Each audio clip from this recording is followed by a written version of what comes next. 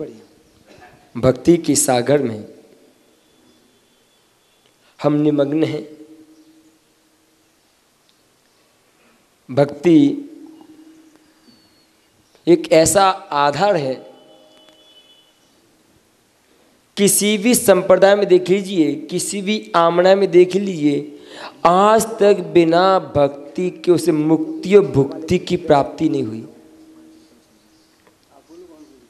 अगर भुक्ति की प्राप्ति होती है वो भी भक्ति से होती है, और मुक्ति होती है वो भी भक्ति से होती है। क्योंकि हमारे आचार्य कहते हैं कि ये सुख सुविधाएं मिलती हैं वो भी भक्ति से मिलती हैं, और मुक्ति मिलती है वो भी भक्ति से मिलती है। लेकिन भक्ति कैसी होना चाहिए? हमारे महान आचार्यों ने, महान श्रावकों ने भक्ति की। अगर भक्ति का बिल्कुल प्ररूप चाहिए है, साक्षात देखना है, तो कालिका देवी का जीवन चित्र उठा के देख लो। सपने में उसे ऐसा लगा मुझे भगवान बाहुल स्वामी की भक्ति करना है, लेकिन भगवान बाहुल स्वामी सामने नहीं है। मां उदास हो गई। एक दिन हो गया, 2 दिन हो गया, बच्चे ने पूछा मां क्या बात है? कि आज सपने में भगवान बाहुल स्वामी नजर आए और मुझे उनकी भक्ति करना है, लेकिन वो कहाँ विराजमान पता ही नहीं है। बस उनका आकार दृष्टिगोचर हो रहा है कि ऐसे विशाल भगवान बाहुल स्वामी हैं। कालिका देवी की भक्ति भगवान बाहुल स्वामी के प्रति थी, और उनके बेटे की भक्ति माँ के प्रति थी। परिणाम में निकला उस बेटे ने माँ की भक्ति को समझते हुए बिंदगिरी पर्वत पर भगवान बाहुल स्वामी विराजमान कर दिए, जिसे आज देखने के लिए देश का प्रथम नागरिक कौन? राष्ट्रपति। हम लोग गोमटेस में थे तो भगवान ने बाहुल स्वामी के चरणों में जाने के लिए अगर देश का राष्ट्रपति नहीं, विदेश के लोग भी उनके चरणों में भक्ति करने के लिए लगे रहते हैं। क्योंकि वो ऐसी भक्ति की जो भूतों ने भविष्य थी। आज तक ऐसी प्रतिमा कहीं नहीं है। इससे बड़ी प्रतिमा बन चुकी है, बन भी रही हैं। मांगी तुंग में भगवान आदिनाथ की 108 फुट की प्रतिमा है। कितने की है? लेकिन फिर भी भगवान बाहुल स्वामी फीके नहीं उसके आगे।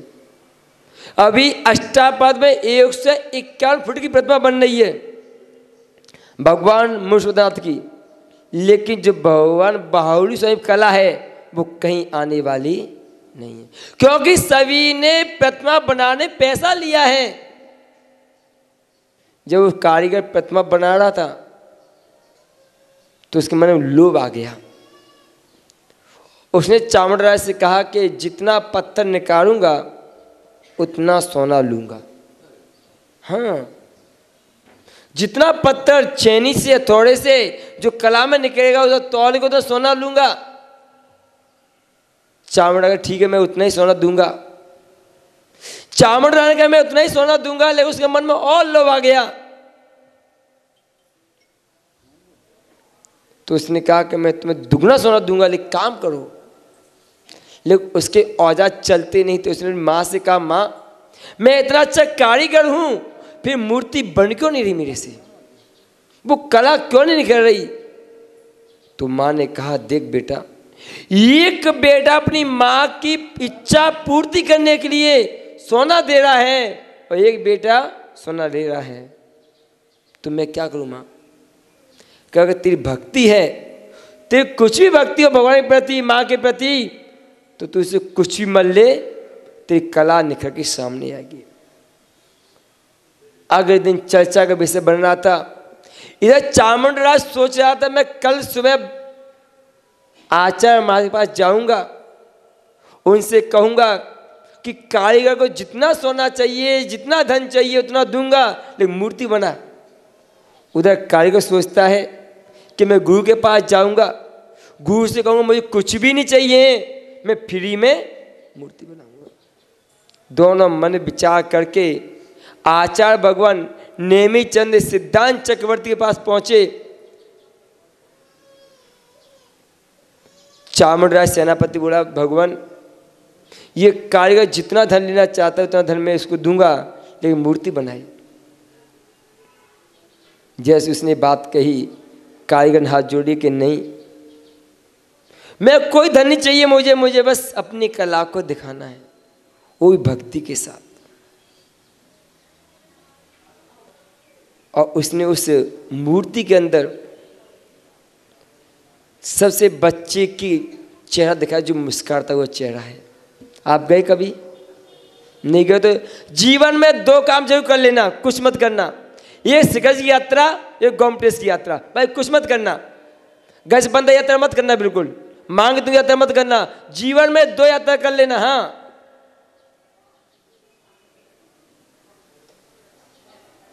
नहीं चलो करो चलेगा, लेकिन आज साधुओं का आदान प्रदान होता है। उत्तर भारत के साधु अगर दक्षिण भारत में जाते हैं तो एक हेतु है, वो भगवान बाहुरी स्वामी, और दक्षिण भारत साधु उत्तर में आते हैं तो एक हेतु है दक्षिण रंबो शिखर। भाई क्यों आते हैं? आज हम लोग गोमटेश गए थे तो क्यों गए थे? हम गजपंथा के निमित्त से नहीं आए थे। हमने कलकत्ता से बिहार किया था तो गोमटेश की यात्रा रच करके किया था।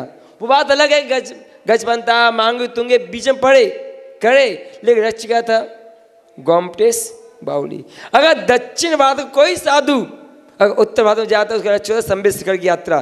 भाई पढ़ते भी सब हैं, लेकिन लक्ष्य क्या है? तो ऐसी कोई भी प्रतिमा नहीं जिस चेहरे मुस्कान हो। भगवान बाहुली देखो तो चेहरा खिला हुआ होता है, उसमें एक बच्चे की मुस्कान भरी गई है। और गंभीरता आचार्य नेमि सिद्धांत चक्रवर्ती की। क्या यानी कि उसमें एक एक चीजें,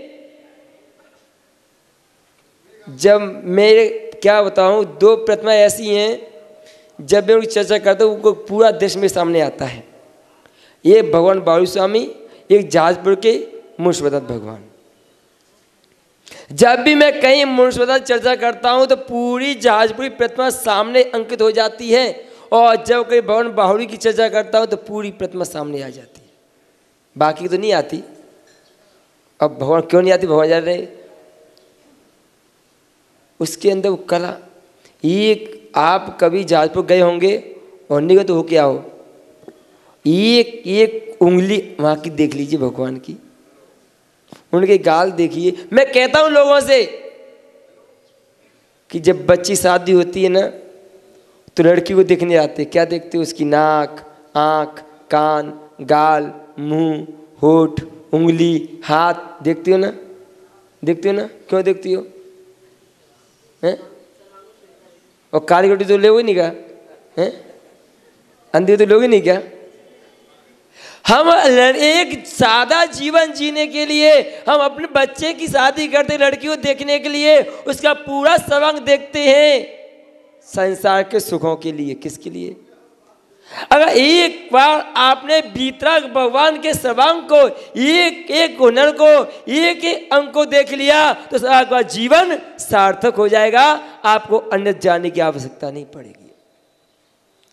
एक बार देखो तो सही है। जिसके अंदर भक्ति होती है वो एक की चीज देखता है। अभी गोमटेश भगवान बाहुली के अभिषेक में जो लोग कहते हैं हमें अभिषेक करना नहीं, हमें अभिषेक करना नहीं है, वो लोग ही पहुंच जाती है ऐसी। और आपको एक दिन बताऊंगा, अगर क्षेत्र पर 200 साधु पहुंच जाए ना तो लोग घबरा जाती हैं। वहाँ 400 साधु थे, फिर भी वहाँ का नेतृत्व करने वाले चारों कीर्ति के चेहरे पर कोई शिकन नहीं थी, कोई चिंता के भाव नहीं थे। वो एक ही बात कहते थे कि मेरी हर चिंता करने वाला कोई है तो गोमटेश बाहुली है, वो आदेश करते हैं और मैं उनके आज्ञा का पालन करता हूँ, अपने आप काम बन जाते हैं। ये भक्ति है। और जहाँ भक्ति होती है वहाँ चिंता होती ही नहीं है। और देखो आज आप शायद बोल रहे हो कि महाराज जी ये काम होने वाला नहीं, तो वो काम हो गया। भक्ति थी भगवान प्रति तो करके दिखा दिया। आप लोग सहयोग था, अच्छी बात है, आपने मेरी बात मानी, लेकिन काम हो गया। तो भक्ति हो तो ऐसी हो मानतुंग महाराज जैसी,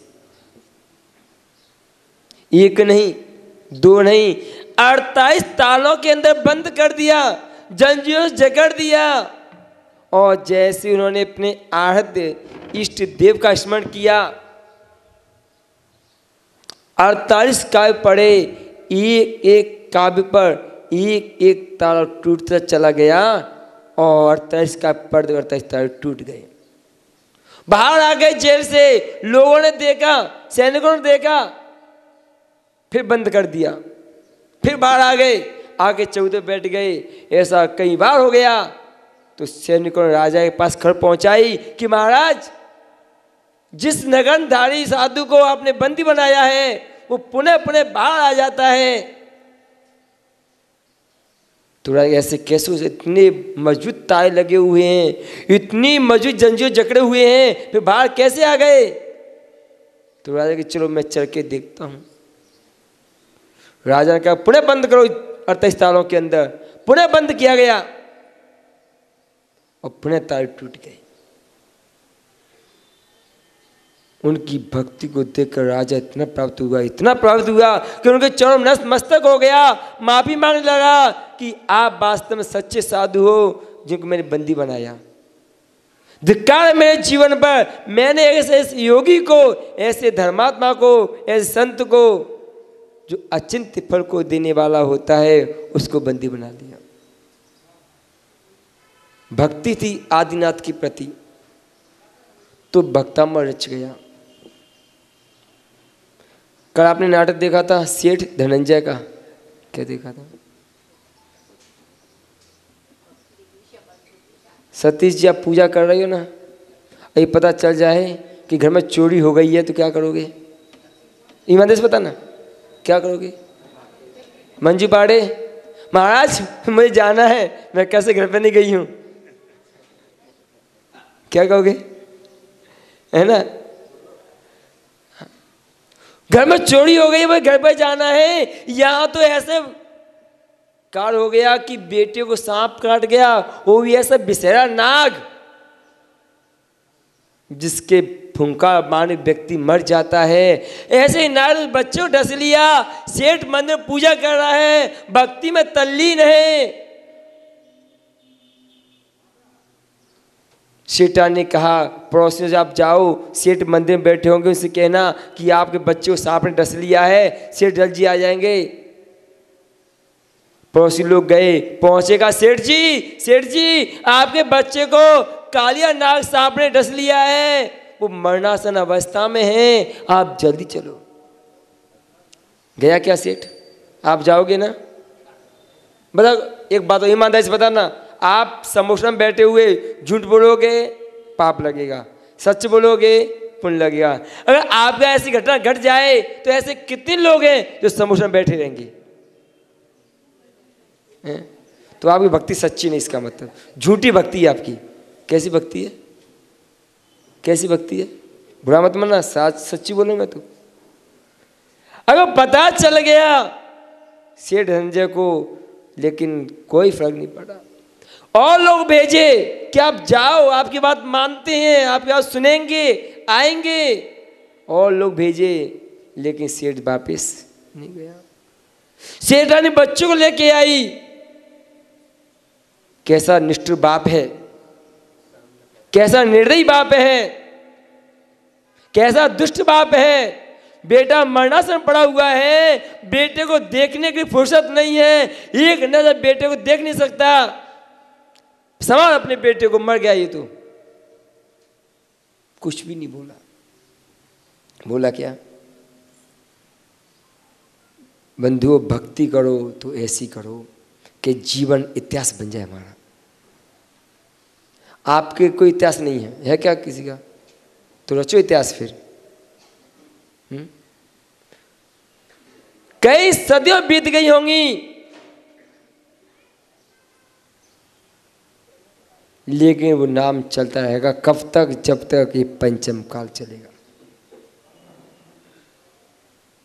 जब पूजा का विसर्जन हो गया, सेठ ने, हम मांगते हैं महाराज कुछ दो, क्या दें? बेटे की शादी हो जाए, पोता हो जाए, दुकान अच्छी चले, नौकरी अच्छी लग जाए। याद रखना, मांगता कौन है? तुम भिखारी हो क्या? बताओ कितने लोग भिखारी हैं? कितने लोग हैं? तो मांगते क्यों हो?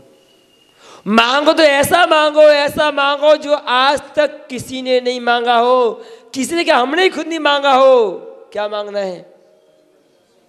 दुख खो, कम्मक खो, वही लाओ, सुगई गणम, क्षमाही वणम, जिनको संपत्ति हो। मांगो तो मांगो। जब सेठ धनी ने पूजा का विसर्जन किया और जो गंधोदक बचा हुआ था उस बच्चे के ऊपर छिड़क दिया, परिणाम क्या निकला? वो बच्चा उठ के बैठ गया। ऐसे उठा जैसे मानो सोकर के उठा हो, उसे कुछ हुआ ही नहीं। अगर वो सेठ घर भाग जाता तो क्या होता? तो बच्चा बच जाता क्या? क्यों नहीं बचता? क्योंकि भगवान की आदि पूजा छोड़ के जाना इन पाप है। पूजा का विसर्जन पूरा करना चाहिए। क्या करना चाहिए? पूरा विसर्जन करो। जिस आदर से, सम्मान से आपने आह्वान किया था, उसी आदर सम्मान का विसर्जन कीजिए। क्या या भगवान लेके आयो, है ना?